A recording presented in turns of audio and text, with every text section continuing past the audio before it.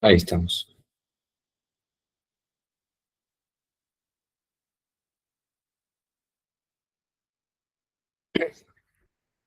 Bueno, una vez más, con la bendición del obispo Quirilo de Buenos Aires, Sur y Centroamérica, de la Iglesia Ortodoxa del Patriarcado Serbio, volvemos a las clases de catecismo y en esta oportunidad vamos a continuar hablando sobre la oración. Y voy a leer un resumen de una charla que tuvimos en la catedral acerca de la oración la semana pasada, perdón, el año pasado. Y entonces,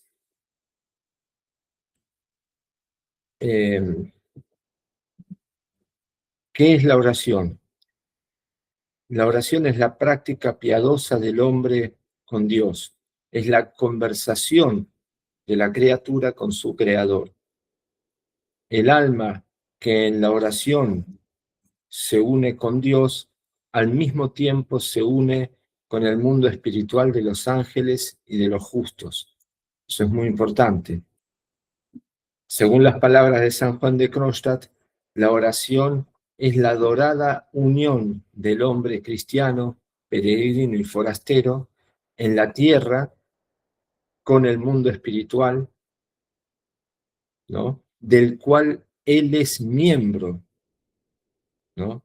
El hombre es miembro del mundo espiritual, pero está en la tierra y a través de la oración se vuelve a unir a ese mundo espiritual y sobre todo se une con Dios en la oración, que es la fuente de toda vida. Así lo explica San Juan de Kronstadt. Yo después este pequeño texto lo voy a compartir, ¿no? Ahora lo vamos a leer, pero después lo voy a compartir en el chat. Entonces, somos miembros de un mundo espiritual. Y si somos miembros de ese mundo espiritual, entonces la oración es la puerta a regresar a ese mundo que hemos perdido y que Dios nos permite volver.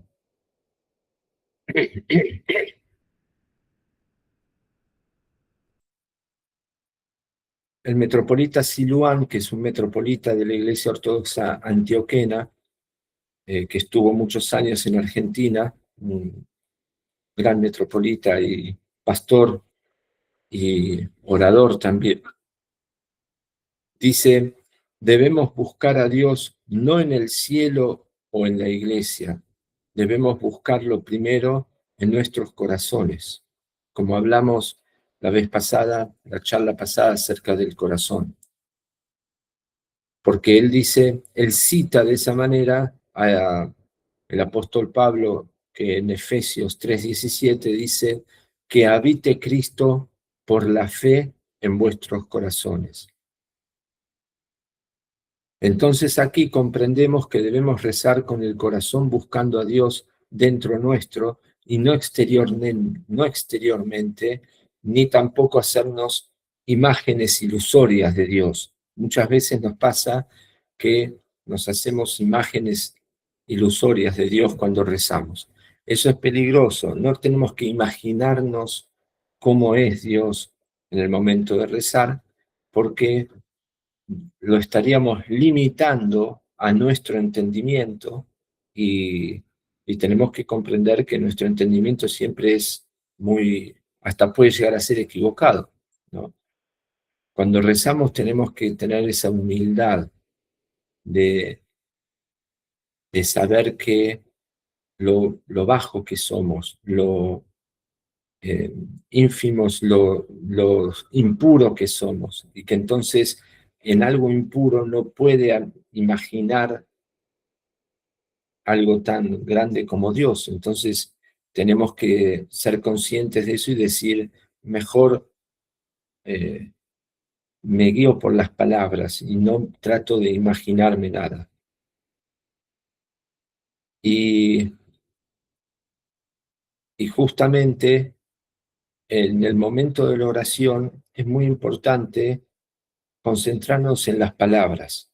A veces el ponernos a rezar nos cuesta, ¿no? Porque o estamos cansados o nos cuesta desconectarnos de lo que estamos haciendo, nos cuesta desconectarnos de lo que estamos haciendo, por ejemplo, si estamos, no sé, haciendo cualquier cosa y vienen las oraciones de la noche, que como saben, ¿no? Siempre hay una regla de rezar oraciones a la mañana y oraciones cuando uno se levanta y oraciones a la noche cuando uno se va a dormir y durante el día también.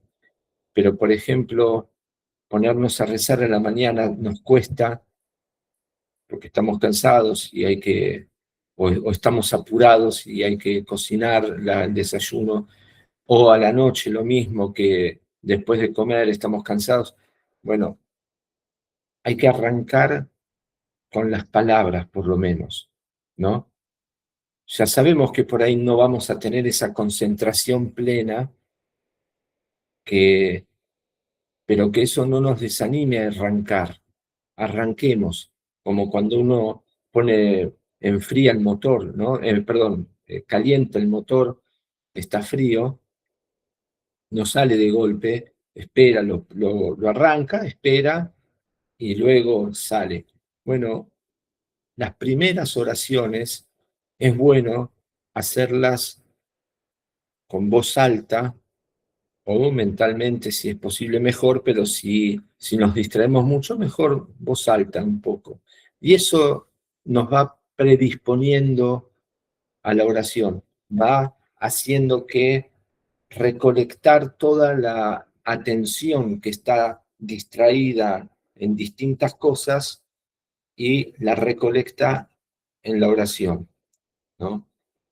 Entonces, eso puede llevar un tiempito, unas 2, 3 oraciones, y de a poquito vamos a ir encontrando esa concentración plena en la oración. Entonces, por eso es importante arrancar con las palabras y comprender lo que uno está diciendo en la oración. No lo que uno imagina, sino lo que uno está diciendo en la oración. Por eso es muy importante leer las oraciones escritas por los padres, ¿no? Que ya están inspiradas por el Espíritu Santo, ya son guía. Entonces, esas oraciones nos, nos llevan a rezar correctamente. Y y el obispo Siluán decía que tenemos que rezar, tenemos que buscar a Dios en nuestros corazones, no buscarlo en el pensamiento o afuera. Por lo mismo que hablamos en la charla pasada, ¿se acuerdan que cuando rezamos en la iglesia, en la liturgia, decimos, la liturgia es justa, nos enseña y nos dice, hacia lo alto elevemos los corazones? No dice hacia lo alto elevemos nuestra mente, nuestra inteligencia, no, dice los corazones. ¿Por qué? Porque, como explicamos en la charla, si hay un lugar, los padres de la iglesia dicen, si hay un lugar en donde Dios desciende y mora en el hombre, en el ser humano, ese es el corazón. Ese es el lugar misterioso, especial del hombre. Y el corazón en donde están todos nuestros deseos y todos nuestros tesoros, dice nuestro Señor. Y entonces es una práctica muy buena y necesaria eh, encontrar en nosotros el corazón, nuestro corazón, a través de la oración y a través de la lectura de los padres de la iglesia que hablan sobre eso. Y entonces poder diferenciar en nosotros qué es la inteligencia, qué es el deseo, qué es la voluntad, qué es el corazón, ¿no? Son todas, como diríamos, perdón, son todas espacios, distintos espacios del alma, y que cada uno tiene una función dada por Dios. Y no es que rezamos con la inteligencia solamente. La inteligencia es dada para que comprendamos esas palabras, ¿no? Pero rezamos eh, con toda el alma compenetrada en la oración, con nuestra voluntad, con nuestro deseo, con la inteligencia y dentro de nuestro corazón, ¿no? Y principalmente rezamos con el espíritu, porque el espíritu es la parte más elevada del alma. Nosotros decimos siempre, el hombre está compuesto por cuerpo y alma. Bueno, pero también los padres de la Iglesia, muchos explican acerca de la composición tripartita del ser humano, cuerpo, alma y espíritu, ¿no?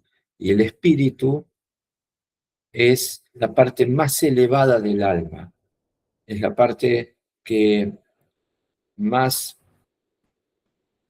eh, más elevada y que es la que se une a Dios, la que tiene esa comunicación con Dios.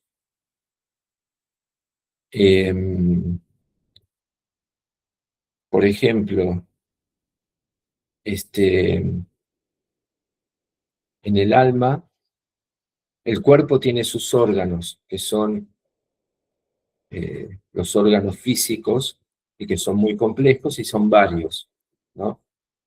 Estómago, todos. Después, el alma tiene también sus órganos de entendimiento, que los llaman los padres de la Iglesia, órganos de entendimiento, y que son más simples que los órganos físicos, pero no deja de tener cierta complejidad esos órganos del alma, y que son la inteligencia, el poder del deseo, la voluntad. Todo eso son órganos del alma con la cual siente, decide, comprende, ¿no?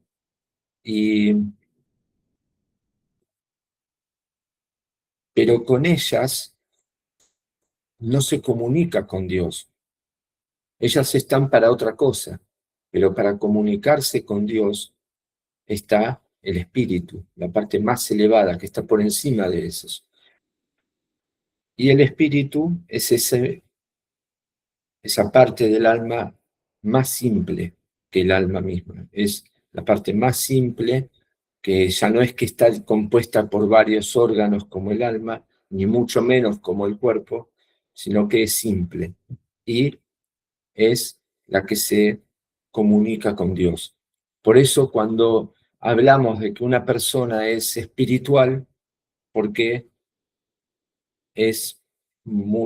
porque sigue las enseñanzas de Dios. Cuando es una persona que está anímicamente mal, por ejemplo, decimos que está anímicamente mal porque o tiene algún problema de depresión producto de desórdenes en el alma, en la inteligencia, en el deseo, en la voluntad, ¿no? Entonces, esas personas anímicamente están mal. Y por eso la diferencia entre alma y espíritu, ¿no? Y esto es muy importante para poder comprender y conocernos a uno mismo, ¿no? Y la oración nos hace conocer a nosotros mismos, porque justamente la oración guiada por los padres de la Iglesia, hace que uno vaya conociendo sus faltas, conociendo sus debilidades, porque la oración bien rezada con sinceridad nos hace ver nuestras flaquezas, ¿no? Cuando rezamos a Dios, por ejemplo, la oración que rezamos hoy: oh Rey de los cielos, Consolador Espíritu, la verdad que estás presente en todas partes y todo lo llenas, tesoro de todo bien y dador de la vida. Ven y fija tu morada en nosotros y purifícanos de toda iniquidad. Ahí ya estamos reconociendo que tenemos iniquidades. Y cuando lo decimos, a todos nos va a pasar, que pensamos en nuestras iniquidades, pensamos en cuáles son. Entonces nos llama la oración a eso, a pensar en cuáles son nuestras debilidades. Y entonces la oración nos va purificando y nos va iluminando, porque como fuego sagrado no solo purifica, no solo quema lo que es la impureza, sino que también ilumina luego de quemar, ¿no? Y nos enseña. Entonces ahí vamos conociéndonos mejor, conociendo que tenemos impurezas y que cuando las purificamos conocemos también cómo funciona nuestra inteligencia y se va aclarando nuestro entendimiento. Se va aclarando el entendimiento y vamos entendiendo que una cosa es la inteligencia, otra cosa es la voluntad, otra cosa es el deseo, que Dios son esos tres poderes que los padres de la Iglesia hablan mucho acerca de ellos, que son los tres poderes que Dios nos dio, y que cada uno tiene su finalidad, y que luego, por sobre todo, está el espíritu.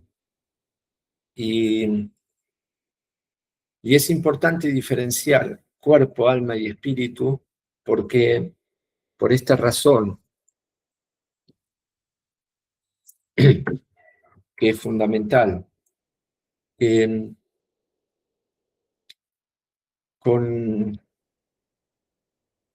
para luchar contra nuestras pasiones,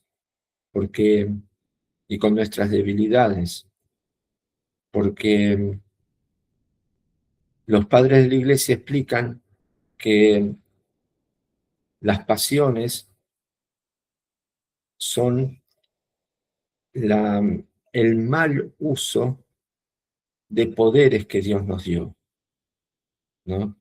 Las pasiones son el mal uso de poderes que Dios nos dio para hacer lo bueno y para conocer a Dios.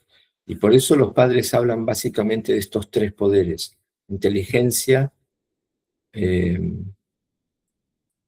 deseo y voluntad. Y la inteligencia Dios nos la dio para conocer a Dios, para que con la inteligencia conozcamos a Dios y nos conozcamos a nosotros mismos y conozcamos a todo lo que nos rodea. El deseo, Dios nos lo dio para desear estar con Dios y desear hacer las obras de bien. Sin ese ímpetu, ¿no?, del deseo, no arrancaríamos. Y la voluntad, Dios también nos la dio para tener esa fuerza interior, ese enojo interior para poder hacer las cosas, lo bueno, ¿no? Para poder hacer lo bueno. Pero ¿qué sucede? Si nosotros utilizamos la inteligencia, por ejemplo, pero no para buscar a Dios, sino para crear artimañas para sacar el dinero injustamente a otra persona, haciendo calumnias, o sea, usamos la inteligencia no para lo que Dios nos dio, sino para hacer el mal, ahí estamos mal utilizando un poder que Dios nos dio para el bien. Y si lo hacemos muy seguido a eso, la persona que calumnia una vez va a calumniar otra, va a calumniar otra, y se va a transformar en una pasión para él, el calumniar, porque no va a poder deshacerse de ese vicio. Y entonces eso se transforma en una pasión. Y por eso los padres de la iglesia explican que la pasión no hay que cortarla, sino que hay que transformarla al estado primero, al estado original. Hay que volver a encontrar ese poder que Dios le había dado al hombre y usarlo para el bien en vez de usarlo para el mal. ¿Me explico? Entonces, por eso,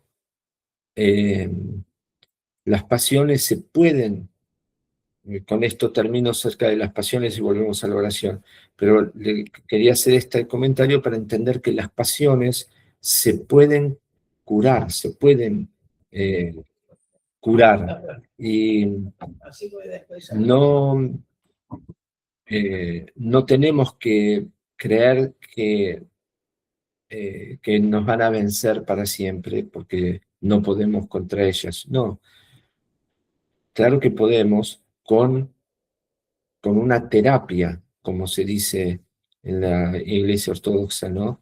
Los padres hablan, los confesores actuales también hablan sobre psicoterapia ortodoxa, y, y es ese camino, el de transformar las pasiones a través de la práctica de las virtudes, ¿no? Sabemos que están los pecados y las virtudes.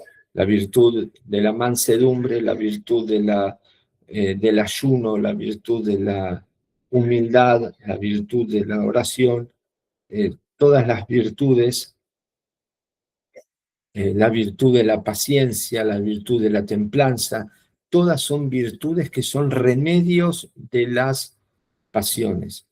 Y los padres explican de que para poder curar nuestras pasiones tenemos que practicar las virtudes, ejercitarlas, como en una terapia, como quien toma un remedio cada 8 horas. Bueno, hay que practicar una virtud cada 8 horas, y una virtud puntual, ¿no? A través del sacerdote confesor se hace esas conversaciones en donde se habla sobre todo esto, y entonces el sacerdote guía y dice, bueno, practica tal virtud. ¿Por qué? Porque comúnmente los padres dicen que la mejor virtud para practicar, para curar una pasión, es la virtud opuesta a esa pasión. Por ejemplo, si uno tiene la pasión de la gula, la virtud del ayuno. Si uno tiene la pasión de la ira, de que se enoja muy rápido, entonces tiene que practicar la virtud de la mansedumbre, de la paciencia. Entonces, si se obliga a practicar esa virtud, como quien se obliga a tomar un remedio cada 8 horas, entonces como terapia, con constancia, ahí es el proceso de curación, ¿no? Entonces, pero bueno, eso era acerca de un poco para entender sobre la diferencia entre cuerpo, alma y espíritu. Y para terminar con eso, que es muy importante también, que eh, el cuerpo se enferma. Cuando el cuerpo se enferma, el alma puede tomar un poco el control del cuerpo para poder, como diríamos, frenar esa enfermedad, o si, por ejemplo, el cuerpo se debilita y estamos cansados para hacer algo, el alma, con su inteligencia y con su voluntad, puede ser el motor para el cuerpo y decir, no, hay que hacerlo, ¿no? Pero ¿qué pasa cuando el alma también se debilita porque se deja estar y se deja vencer por el cuerpo? Y el alma también se debilita su voluntad, se debilita su deseo y entonces cae en depresión anímica y muchas personas creen que de la depresión no van a poder salir. ¿Y qué sucede? Perdón, un minuto.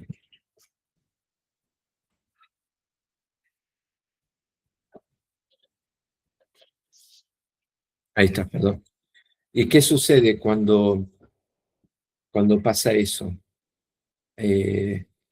Claro que hay cura, claro que hay solución, y es que el espíritu ahí tiene que ser el motor para el alma, para levantar el alma, ¿no? Por eso el espíritu está ligado a Dios y está conectado con el temor de Dios, que eso es lo más importante que podemos hacer, porque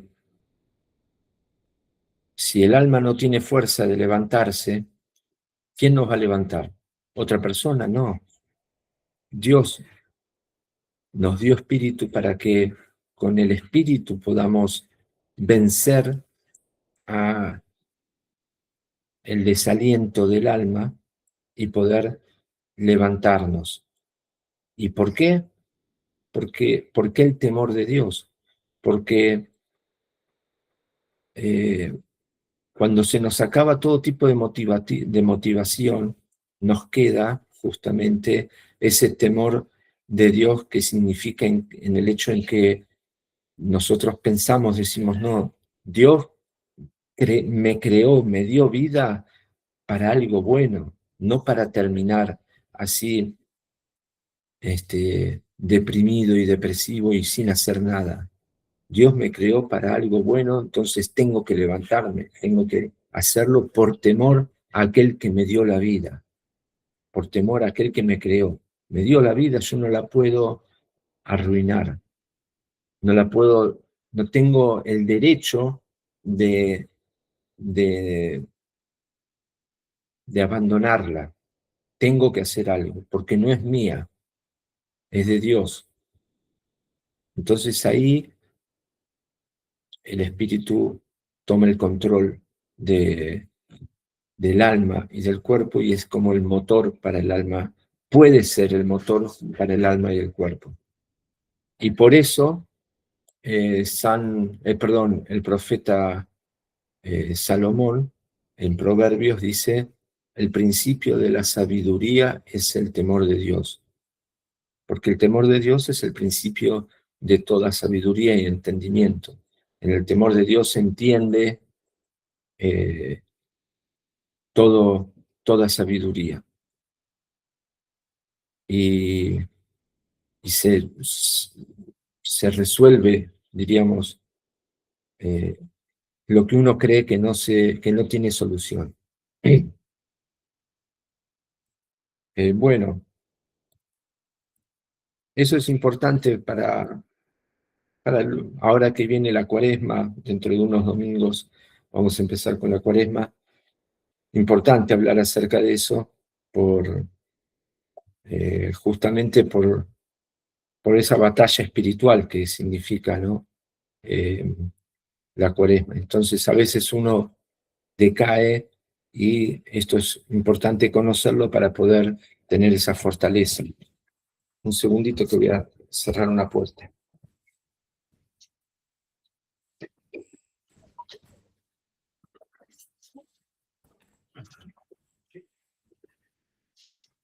Ahora sí. Bueno, sigamos con cómo rezar, ¿no?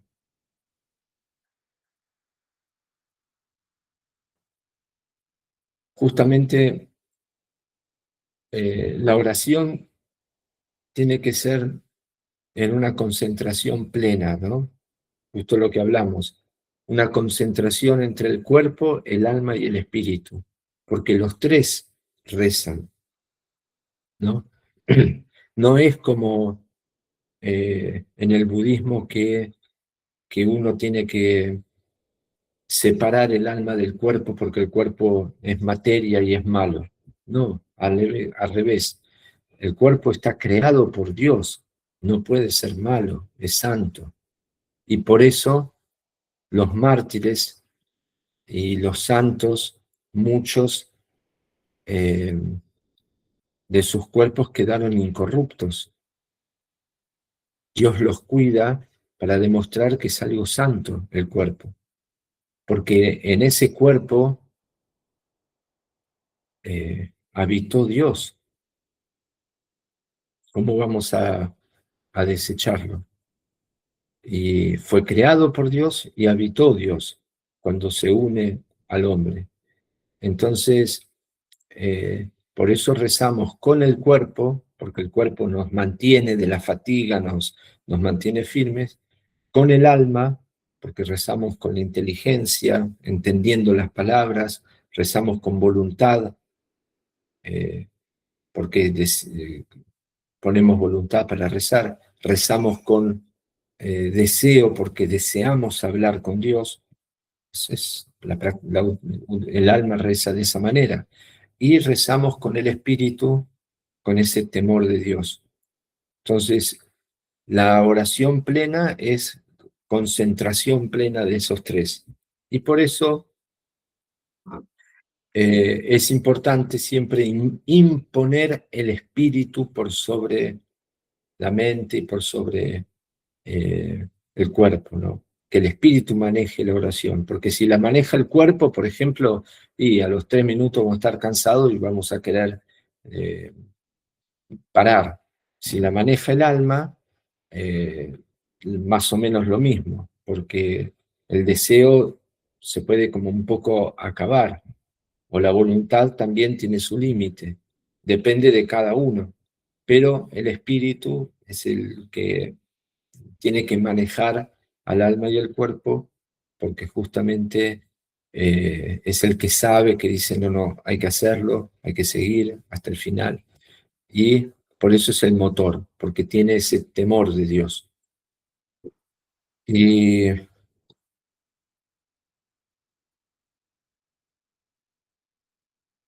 San Juan Crisóstomo dice que el provecho de la oración no es solamente, que San Juan Crisóstomo dice que ya el solo ponernos a rezar ya nos da un provecho muy grande. El solo ponernos a rezar, el prepararnos, levantarnos frente a un ícono, porque como todos sabemos, esto vale la pena aclararlo, en nuestras casas todos tenemos que tener, como Tiago ahí atrás, unos íconos, ¿no? Y que es el lugar de oración, la esquina de oración, en nuestra habitación especialmente, ¿no? Cada casa, cada habitación sería bueno que tenga una imagen, siempre y cuando eh, sea nuestra la casa, ¿no? Y podamos disponer de eso, poner una imagen en cada lugar, porque cada vez que entramos a una habitación, al living o a la cocina y vemos la imagen, nos recuerda del mundo celestial, espiritual. Y, y en nuestra habitación, tener un espacio así especial, con varios iconos, en donde, que es como nuestro lugar de oración. Entonces, ya el disponernos y pararnos frente a esos iconos para rezar, ya, dice San Juan Crisóstomo, nos da un provecho grande. ¿Por qué? Porque apenas uno levanta sus manos al cielo y exclama a Dios, en ese mismo instante Él renuncia a todas las cosas mundanas, dice San Juan Crisóstomo. Dirige su pensamiento a la vida venidera, ya empezamos a pensar en la vida venidera y se le presentan los bienes celestiales. Se encontraba antes en estado de ira, ahora adquiere calma. Ardía en la concupiscencia, ahora ella se extingue cuando empieza a rezar. Un minuto.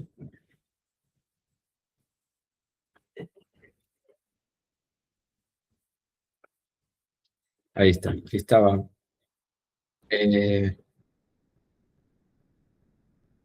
Ardía en la concupiscencia, ahora se extingue. Sucede lo que describe David en su salmo, que las tinieblas, pones las tinieblas y es de noche, en ella corretean todas las bestias de la selva, los leoncillos rugen tras la presa para buscar a Dios, para buscar de Dios su comida, pero sale el sol y se recogen y se echan en sus cuevas, que cuando sale el sol todas las bestias se van a sus cuevas. Es decir, que cuando rezamos, cuando nos ponemos a rezar, ya todos esos pensamientos negativos, demoníacos, de pasiones, se van, ¿no? Entonces,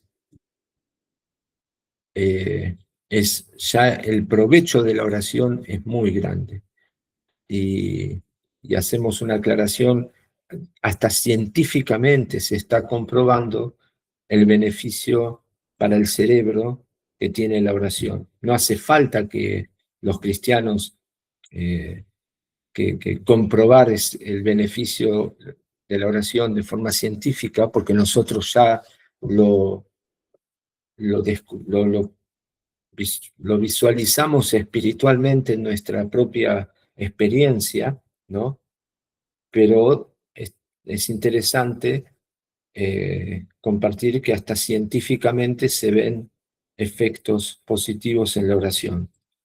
Y porque es lógico, la oración cura hasta el cuerpo físico, ¿no? Y le hace bien al espíritu, le hace bien al alma y le hace bien al cuerpo. Y esos experimentos científicos descubrieron que la corteza frontal, sinceramente ahora no lo recuerdo bien, pero, pero le hace muy bien al cerebro. Y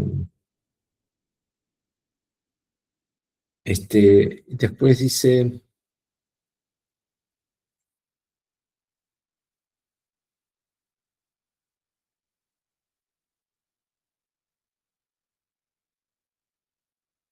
San Cleopa de Rumania, un santo que contemporáneo a nosotros, que falleció hace poco, dice, cuando pronunciamos la oración con la lengua y la comprendemos con la mente y la sentimos con el corazón, se vuelve esférica, redonda en el movimiento de nuestras almas. Esta oración es mucho más perfecta y se llama la oración del corazón. Esa oración es tan profunda y tan completa, ¿no? Que la decimos con la lengua, la comprendemos con la mente y la sentimos en el corazón. Entonces se hace una oración esférica. Y esa es la oración principalmente del esicasmo, de la esiquía. Y seguramente ustedes oyeron hablar, y con esto vamos a terminar la charla, acerca de la esiquía, que es esa oración que los padres del siglo XV, XVI, especialmente San Gregorio Palamas, enseñaron como una oración, la oración más plena y más compenetrada. Y la esiquía es esa práctica de la oración en silencio, en quietud y en soledad. Básicamente esas tres características se dan en la oración de la esicasta, ¿no? De los padres esicastas. Y esa es en silencio porque están ellos en silencio, en quietud porque no se mueven, están quietos, quietos, y en soledad, están solos. No quiere decir que esta sea que todos tenemos que rezar solos, no. Son dos tipos de oraciones. La oración en común, que es la oración que hacemos en la iglesia, con toda la comunidad de los fieles, y la oración en soledad. es la oración que uno hace de manera personal. Las dos son válidas y las dos son necesarias. ¿Y de dónde viene esta oración? De la enseñanza de Cristo mismo, porque Cristo, en varios pasajes del Evangelio, rezaba con los apóstoles, y ahí está la imagen de la oración en la iglesia, ¿no? Pero luego él decía, bueno, ahora ustedes quédense aquí, que yo me alejo y voy a rezar solo, ¿no? Y ahí se alejaba y rezaba solo al Padre, como rezó en Getsemaní. Y esa es la oración esicasta, ¿no? Ahí él nos enseña la importancia también de rezar solo, en quietud, en soledad y en silencio, ¿no? Pero nos muestra las dos, como para enseñarnos que las dos son necesarias. Y en la oración esicasta, los padres de la iglesia explican cuál es lo más importante y lo que caracteriza a la oración esicasta. Ellos explican lo siguiente: hay que hacer que el espíritu retorne al corazón de donde no debió haber salido. Esa es la explicación de la oración esicasta. Hacer que el espíritu retorne al corazón de donde no debió haber salido. Y algunos padres hablan de espíritu, otros padres hablan de nous, ¿no? El nous, una palabra griega, que la explicación también es el espíritu. ¿Y por qué entonces? ¿Cómo entender esto que tenemos que hacer que el espíritu retorne al corazón de donde no debió haber salido? Para entender eso, obviamente no es para los principiantes en la oración, sino que incluso no es mucho para nosotros que vivimos en la ciudad y que vivimos una vida mundana y que no estamos, nos falta mucho para la oración esicasta, la oración en soledad, en quietud y en silencio, para poder comprender y entrar a diferenciar nuestro espíritu y diferenciar y ubicar nuestro corazón. Porque para poder comprender que tenemos que hacer que el espíritu entre al corazón, tenemos que primero ubicar nuestro espíritu en nosotros, diferenciarlo, y luego ubicar nuestro corazón, cómo ubicarlo en nosotros mismos, para luego poder hacer que el espíritu retorne al corazón, de donde no debió haberse ido. ¿Y por qué se fue el espíritu del corazón? Primero tenemos que explicar brevemente esto. ¿Qué sucede? Dios creó al hombre de esa manera, con espíritu, con alma y cuerpo. Y dentro del alma está el corazón. Y si hay un lugar en donde Dios mora en nosotros, cuando desciende a nosotros, cuando nosotros lo invocamos, ese lugar es el corazón. Y lo dicen los padres de la iglesia, Dios mora en nuestro corazón. Entonces, si Dios mora en nuestro corazón, tenemos que hacer que nuestro espíritu vaya ahí, para poder conectar con Dios. Ahí es donde se hace esa conexión con Dios.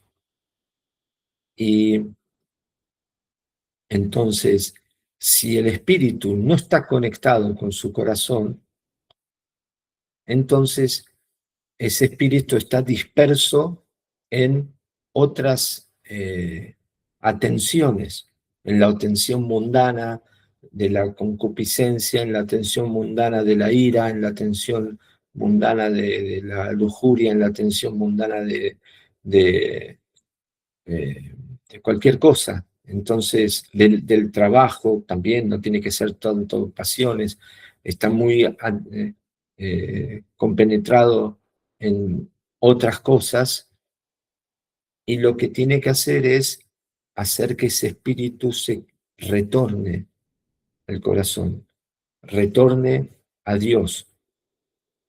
Y para eso se hace compenetrando toda esa atención del espíritu, sacándola del trabajo, sacándola de la concupiscencia, sacándola de la gula, sacándola de la ira, para que se concentre en Dios dentro de su corazón.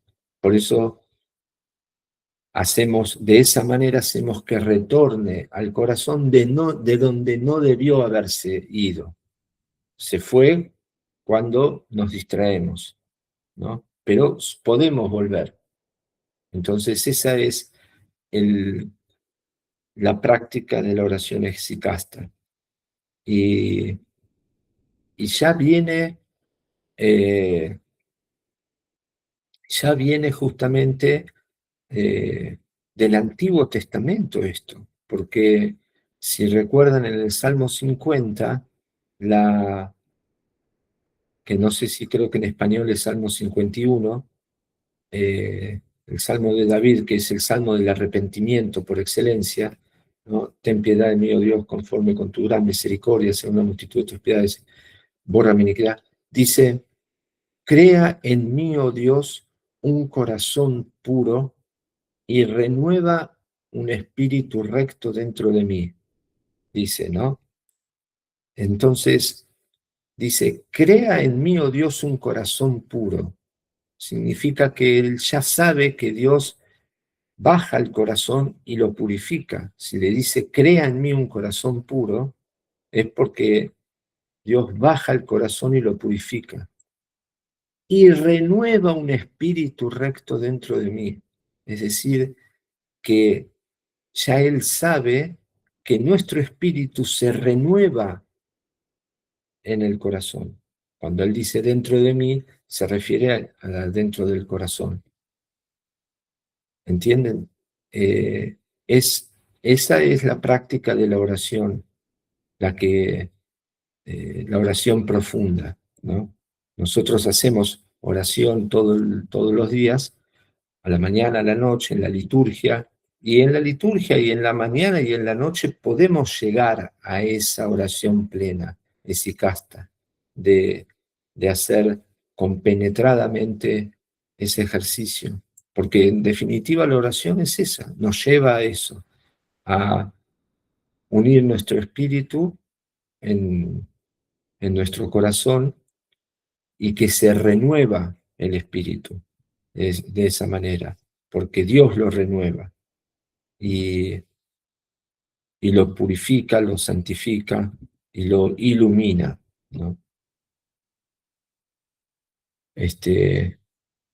Bueno, me parece que por ahí ya damos espacio a las preguntas. Voy a terminar la grabación y damos espacio a las preguntas.